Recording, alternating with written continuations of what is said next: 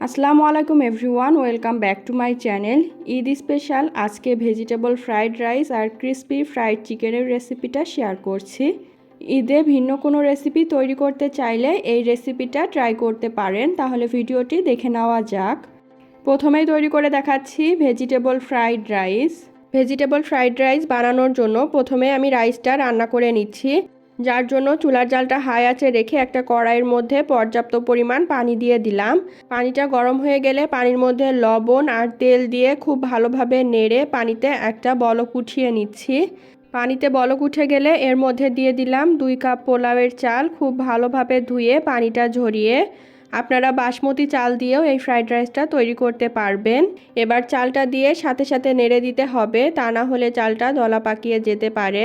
এখন চুলার জালটা হাই আঁচে রেখে চালটাকে আমি 90% সিদ্ধ করে নিব। প্রায় 12 থেকে 15 মিনিট সময় লাগবে চালটা সিদ্ধ হতে। আর যখন চালটা সিদ্ধ হয়ে যাবে সাথে সাথেই চুলার জালটা বন্ধ করে দিতে হবে। তারপর চালটাকে একটা ছাঁকনিতে সেঁকে নিতে হবে, এতে এক্সট্রা পানিটা ঝরে যাবে। এখন ছাঁকনিতে সেঁকে নেওয়া চালটা আমি একটা ছড়ানো ট্রেতে দিয়ে দিলাম। ট্রেতে দেওয়ার সাথে সাথেই ভাতটাকে চারিপাশে ছড়িয়ে এর মধ্যে যে গরম বাষ্প আছে সেটাকে বের করে নিব। এখন রান্না করা ভাতটাকে আমি হালকা একটু ঠান্ডা করে নিব। তারপর নর্মাল ফ্রিজে রেখে দিব 2 থেকে 3 ঘন্টার জন্য। এতে ফ্রাইড রাইস তৈরি করার জন্য রাইসটা একদম পুরোপুরি তৈরি হয়ে যাবে। এবার ফ্রাইড রাইস তৈরি করার জন্য চুলার জালটা মিডিয়াম হাই আঁচে রেখে একটা কড়াইয়ের মধ্যে দিয়ে দিলাম 3 টেবিল চামচ বাটার আর 2 টেবিল চামচ রান্নার তেল। আর এখানে বাটারটা অবশ্যই ব্যবহার করবেন যদি ফ্রাইড রাইসের একটা ভালো টেস্ট পেতে চান। এবার বাটারটাকে হালকা একটু মেল্ট করে এর মধ্যে দিয়ে দিচ্ছি 1 টেবিল চামচ আদা কুচি আর 1 টেবিল চামচ রসুন কুচি। এবার আদা রসুনটাকে বাটারের সাথে হালকা করে একটু ভেজে নিব। তারপর এর মধ্যে দিয়ে দিব কুচি করে কেটে নেওয়া ফুলকপি। এবার ফুলকপিটাকে নেড়েচেড়ে ভেজে নিচ্ছি। যেই সবজিগুলো সিদ্ধ হতে একটু বেশি সময় লাগবে সেই সবজিগুলো প্রথমের দিকে দিতে হবে, আর পর্যায়ক্রমে একের পর এক আমি সবজি দিব আর ভেজে নিব। প্রথমে ফুলকপিটাকে ভেজে নিলাম, তারপর এর মধ্যে বরবটিটা দিলাম। বরবটিটাকেও ঠিক একইভাবে কিছুক্ষণ ভেজে এর মধ্যে দিয়ে দিব গাজর কুচি। গাজরটাকেও ভেজে নিচ্ছি। আর এখানে আমি যে সবজিগুলো ব্যবহার করেছি এই সবজি দিয়েই যে ফ্রাইড রাইসটা তৈরি করতে হবে এমন না, হাতের কাছে যেই সবজি থাকবে সেই সবজি দিয়েই আপনারা ফ্রাইড রাইসটা তৈরি করে ফেলতে পারবেন।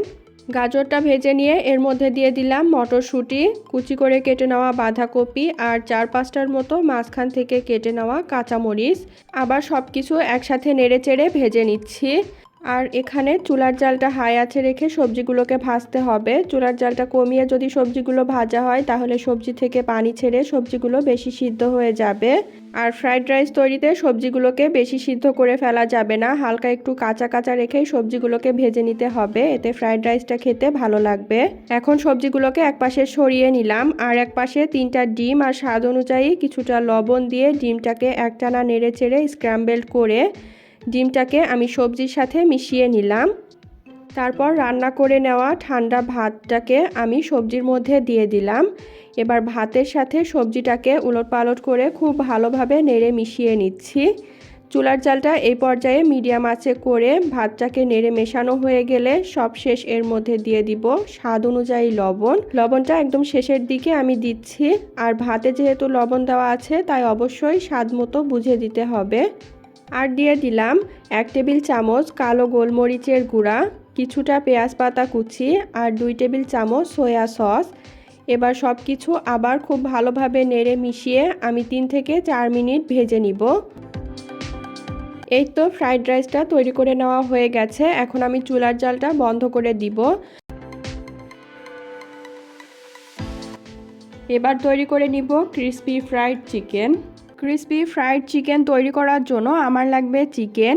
এখানে আমি ব্রয়লার মুরগির লেগ পিসের অংশটা নিয়েছি। 2টা লেগ পিসকে কেটে আমি 8টা অংশে ভাগ করে নিয়েছি। আর মাংসের স্কিন সহ মাংসটা নিতে হবে। এখন মাংসটা ম্যারিনেট করার জন্য মাংসের মধ্যে দিয়ে দিলাম 2 টেবিল চামচ আদা রসুন বাটা, স্বাদ অনুযায়ী বা 1 টেবিল চামচ দিয়ে দিলাম লবণ, আর দিচ্ছি 1 টেবিল চামচ শুকনো মরিচের গুঁড়া, 1 চা চামচ গরম মশলা গুঁড়া, 1 টেবিল চামচ সয়া সস আর 1 টেবিল চামচ ভিনেগার। ভিনেগারের পরিবর্তে লেবুর রসও ব্যবহার করা যাবে।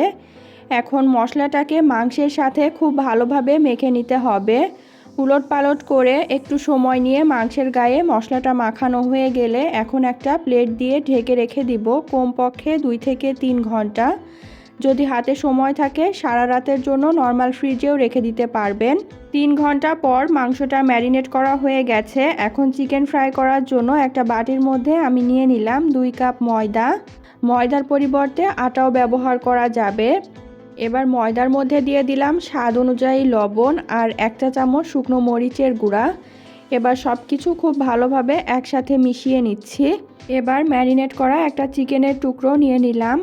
এখন চিকেনটাকে ময়দার মধ্যে উলটপালট করে নিব আর ময়দাটাকে চিকেনের গায়ে একটু চেপে চেপে কোট করে নিচ্ছি।